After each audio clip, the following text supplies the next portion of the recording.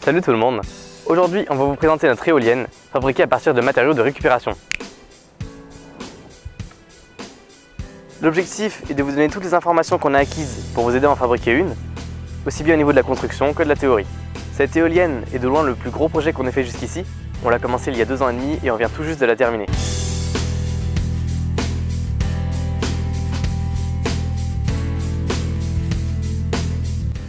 Dans cette vidéo, on va essayer de résumer les grandes étapes de la construction tout en passant régulièrement par des points science. On a toujours voulu fabriquer une petite éolienne, mais nos premiers essais, il y a 5 ans, ne permettaient que d'allumer une LED. C'est au début de l'année 2012 qu'on a décidé de se lancer dans un projet plus performant. On a rapidement opté pour une éolienne à axe horizontal et non vertical, car à puissance égale, elles sont plus légères. Constatant que chez nous le vent a presque toujours la même direction, on a jugé inutile de faire en sorte que l'éolienne puisse pivoter. On a commencé la construction par l'hélice. La première version de l'hélice s'est tellement usée en l'espace d'une année qu'on a décidé de la refaire entièrement en corrigeant les différents problèmes. Toutes les illustrations qui suivent proviennent de la fabrication de la seconde version. On découpe d'abord les pales dans une plaque de polystyrène, et pour les rigidifier, on utilise des tiges de bois, en l'occurrence des lattes de sommier. On les recouvre ensuite entièrement de gros scotch. Pour accrocher solidement les plaques de polystyrène aux lattes, on ajoute des vis par-dessus et on intercale des morceaux de pochette plastique pour ne pas qu'un coup de vent puisse tout arracher. Il ne reste plus qu'à relier les pales entre elles pour en faire une hélice, et là c'est plus complexe. On a utilisé une roue de vélo avec une cassette de pignon. À l'intérieur de la roue, on place des pièces de bois qui sont bloquées par les pignons d'un côté et par le bord de la roue de l'autre. Pour ne pas qu'elles s'en aillent par devant, on a découpé d'autres plaques qui sont vissées de l'autre côté. On obtient donc une base très solide qui va pouvoir soutenir les pales. Il faut maintenant faire en sorte que les pales aient un angle précis. On a choisi 20 degrés au niveau de l'axe. Pour leur donner cet angle, on ajoute des cales en bois et on visse les pales par-dessus en mesurant l'angle à chaque fois. Mais au fait, pourquoi donner un angle aux pales? Lorsque le vent souffle sur une pale inclinée, il ralentit au-dessous, donc la pression augmente. Au contraire, au-dessus de la pale, l'air accélère, ce qui diminue légèrement la pression. Cette différence de pression crée une force qui pousse la pale, elle se met donc à tourner. Nos pales n'ont d'ailleurs pas la meilleure forme qui soit. Idéalement, elles devraient avoir une forme d'aile d'avion, plus aérodynamique, qui accentuerait les différences de pression, mais vous vous doutez bien que cette forme est beaucoup plus difficile à fabriquer. L'étape suivante, lorsque l'on a fabriqué la première version de l'hélice, a été de la relier à un mât. On a utilisé pour ça une tige en métal provenant d'une imprimante et des roulements à billes de trottinette.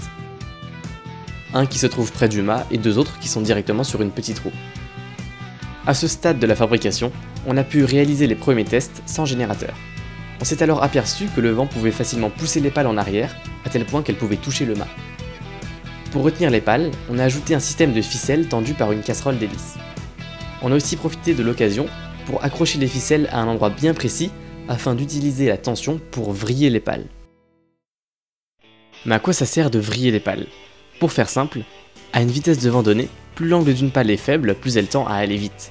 Au contraire, plus l'angle est élevé, plus le couple est important, c'est-à-dire la force qui tend à la faire tourner. Vous vous doutez bien que plus un point se trouve loin de l'axe, plus il se déplace vite. Si on veut que chaque zone des pales tende à faire tourner l'hélice à la même vitesse et donc optimiser le rendement, il faut que l'angle diminue au fur et à mesure que l'on s'écarte de l'axe. Dans notre éolienne, l'angle vaut 20 degrés près de l'axe et environ 7 degrés au plus loin. Il ne manque plus qu'à mettre un générateur pour produire du courant. Cette étape peut paraître simple, mais en réalité, ça a été une partie difficile. On a d'abord pensé à utiliser une bande de roulement sur laquelle allaient rouler 2 moteurs électriques à la manière d'une dynamo de vélo. Cette méthode s'est avérée complètement inefficace car les moteurs frottaient beaucoup trop. Mais pourquoi ne pas mettre un générateur directement sur l'axe? La principale raison, c'est que l'on n'habite tout simplement pas dans une zone à vent. Les jours de grand vent sont rares, et si on avait construit une éolienne aussi petite que les éoliennes domestiques commerciales, elle ne tournerait presque jamais.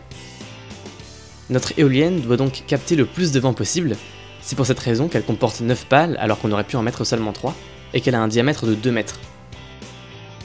Elle est donc extrêmement sensible au vent et commence à tourner avec un vent imperceptible de 3 km/h. En contrepartie, sa vitesse de rotation est souvent faible, et il aurait fallu un énorme générateur pour produire un fort courant avec une vitesse si faible. On est donc obligé d'augmenter la vitesse de rotation du générateur avec un engrenage pour produire une puissance exploitable avec un générateur de petite taille. Le fait d'augmenter la vitesse du générateur permet de mieux exploiter la puissance disponible, mais ça ne crée pas d'énergie en plus. On a donc changé de méthode en se servant d'un système de courroies. Dans un premier temps, une ficelle de cuisine sous pression reliait deux petits moteurs, mais en quelques minutes, elle se détruisait. On a décidé de changer de générateur, de n'en utiliser qu'un seul dont les propriétés sont adaptées à l'éolienne. On a essayé différents moteurs avec différents bobinages, que l'on a fait à la main, et on a fini par choisir un moteur à courant continu 30 volts. Est-ce que n'importe quel moteur à courant continu peut être utilisé en tant que générateur? En théorie oui, pour tous les moteurs à aimant permanent, mais le problème c'est la tension qu'ils produisent. Ces moteurs ont très souvent la même apparence extérieure, mais la densité des bobines est très différente d'un moteur à l'autre. Plus le bobinage est dense, plus le moteur est fait pour fonctionner avec un faible courant et une tension élevée. C'est ce type de moteur dont on a besoin. Utilisés en générateur, ils peuvent facilement récupérer un fort couple de rotation. On a donc utilisé un moteur d'imprimante 30 volts et 50 watts, capable de produire plus de 12 volts à la moindre brise, et on a fabriqué un pignon ainsi qu'un boîtier adapté au moteur.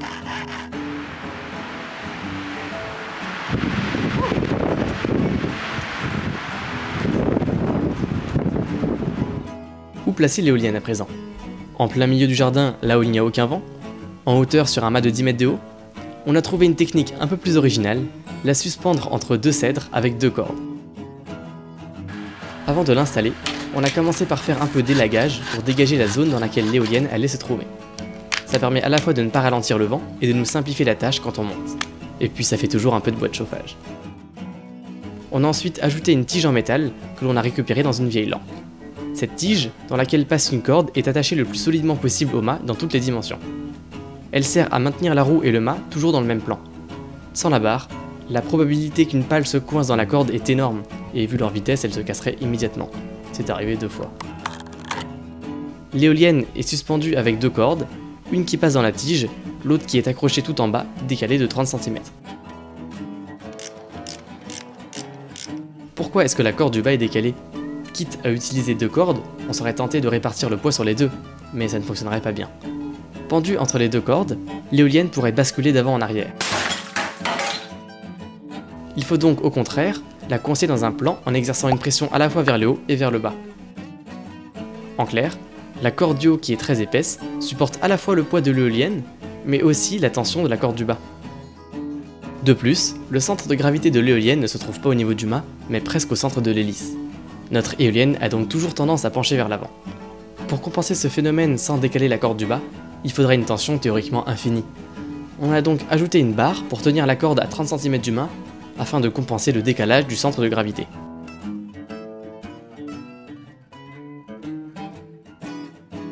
En 2 ans et demi, on a monté et descendu l'éolienne plus de 10 fois. Au début, il nous fallait 20 minutes, aujourd'hui moins de 10.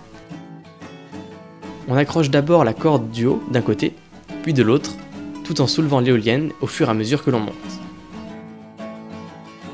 Une fois que l'éolienne est suspendue, on tend la corde le plus fort possible. On accroche la corde du bas de chaque côté au dernier moment, ce qui nous permet de régler la position de l'éolienne dans 2 dimensions. On n'y aurait pas cru, mais la partie la plus difficile dans la construction de cette éolienne a été de trouver un moyen de transmettre l'énergie de la roue au générateur. Les ficelles de cuisine ne duraient que quelques jours, alors on a décidé d'utiliser du câble à linge beaucoup plus résistant. En se servant seulement de la fibre intérieure pour faire un nœud peu volumineux qui ne coince pas à chaque tour, on a obtenu des versions très stables, mais le problème était toujours le même. En un mois, tout finissait par se déchiqueter, même avec de la colle cyanoacrylate ou du sparadrap pour protéger le nœud. Le générateur aussi a eu des problèmes. Il s'est encrassé notamment à cause d'une araignée qui a pu entrer dedans. Comme l'éolienne pouvait produire facilement plus de 20 watts, on a décidé d'acheter un moteur à courant continu 24 volts 135 watts d'occasion pour 15 €. On l'a encastré dans un bloc générateur pour le tenir en place et le protéger le plus possible du mauvais temps. On a ensuite déterminé avec précision un emplacement où le mettre. Il se situe au sommet de l'éolienne pour que la tension de la courroie aide à soutenir l'hélice et non l'inverse.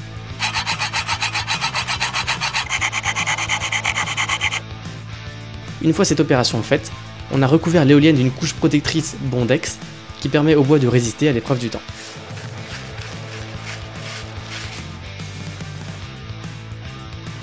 On a aussi mis de l'huile de lin sur les pales. La dernière modification que l'on a apportée à l'éolienne se trouve au niveau de la transmission. Après avoir essayé en vain avec un galet de dérailleur, on a accroché un plateau de vélo au générateur, une bande rugueuse le long de la roue, et c'est une chaîne de vélo qui assure la transmission. On a d'ailleurs relié 2 chaînes de vélo entre elles pour obtenir une longueur suffisante. Fini la courroie qui glisse quand le couple est trop fort et qui se casse au bout d'un mois, cette dernière version de l'éolienne est vraiment stable. Parlons maintenant de la production électrique, c'est quand même le but de l'éolienne. Le générateur pourrait produire 135 watts voire plus, mais la vitesse et l'instabilité du vent ne le permettent jamais. On a déjà produit plus de 40 watts et on compte bien battre ce record avec la version à chaîne. L'éolienne est cependant très sensible au vent et on produit quasiment en permanence quelques watts. En utilisant un convertisseur à courant continu, on peut stocker l'énergie dans une batterie 12 volts ou encore dans cette batterie 3 volts 7 4,2 Ah que l'on a assemblée spécialement pour l'éolienne. On avait aussi fabriqué un convertisseur USB lors de la première version de l'éolienne. Ça ne va pas vous surprendre, mais pour tourner, une éolienne a vraiment besoin de vent. Pourquoi on vous dit ça? Parce que la puissance du vent n'est pas proportionnelle à sa vitesse. Lorsqu'un objet est en mouvement, il possède de l'énergie cinétique. Cette énergie double quand la masse double et se multiplie par 4 quand la vitesse double. C'est aussi valable pour le vent, sauf que quand sa vitesse double, la masse qui circule double aussi. On peut donc démontrer qu'avec 2 fois plus de vent, on produit 8 fois plus d'énergie. La puissance augmente avec le cube de la vitesse. Un exemple avec notre éolienne, si le vent est homogène à 10 km/h, la puissance qu'il atteint est de 40 watts. Si le vent va à 20 km/h, cette puissance vaut 320 watts. La différence est incroyable. Imaginez alors avec une rafale de vent à 100 km/h, la puissance qui atteindrait l'éolienne vaudrait 40 kW.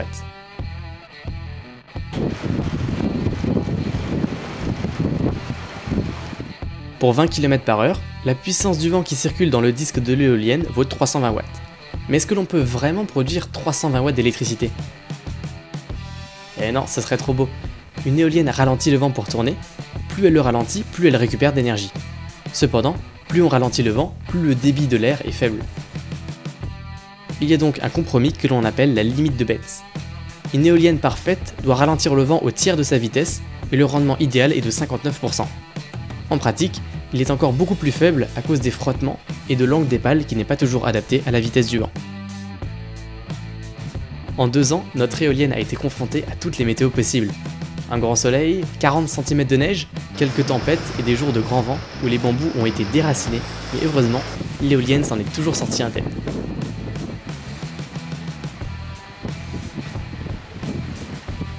Voilà, on espère que cette vidéo vous a plu et qu'elle vous a donné des idées pour fabriquer votre propre éolienne. À la prochaine!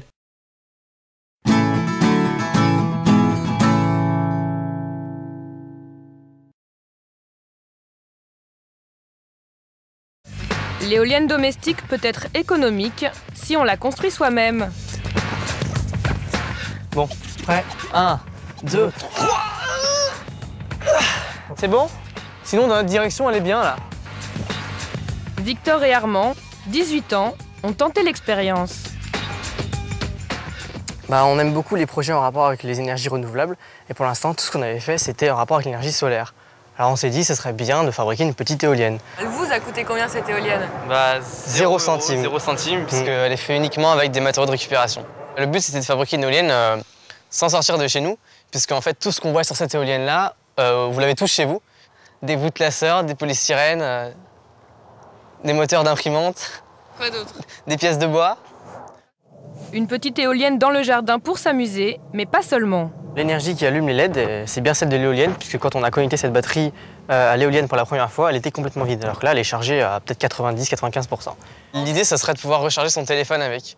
On aime bien l'écologie, on a toujours aimé des trucs écologiques, mais c'est pas vraiment avec un projet comme ça qu'on évitera certaines consommations, mais bon, à petite échelle, ça peut toujours être sympathique, et puis donner peut-être des idées à d'autres personnes, et multiplier par 1 million, ça peut être utile.